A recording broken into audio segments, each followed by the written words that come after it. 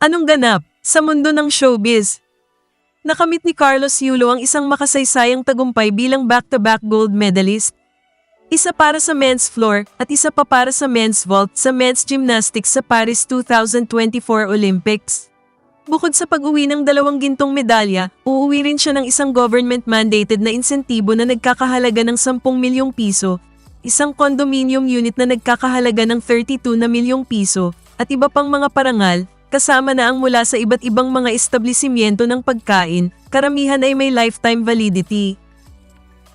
Nang manalo si Carlos Yulo ng kanyang unang medalya, mabilis na inihayag ng Vikings Luxury Buffet na bibigyan nila ang atleta ng lifetime free buffet sa Vikings.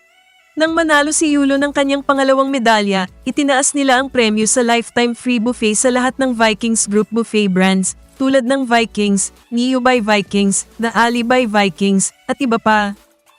Ang Mang Inasal ay magbibigay ng lifetime PM2 meal para kay Carlos Yulo. Ang PM2 ay isang bestseller ng Mang Inasal na binubuo ng malaking bahagi ng chicken breast na may kasamang kanin. Ang Chooks to Go naman ay hindi magbibigay ng lifetime supply ng roasted chicken, pero magbibigay sila ng 3 milyong piso. Dahil pinakita niya sa buong mundo kung ano ang tapang, lakas at gininto ang puso para sa Pinas. Bibigyan ng bounty at Chooks to Go si Olympic Games Paris 2024 double gold medalist Carlos Yulo ng 3 milyong piso. Sabi ng Chooks to Go sa isang Facebook post. Nag-pledge din si Vice Ganda ng libreng nachos at bottomless iced tea sakaling manood si Carlos ng show sa Vice Comedy Club.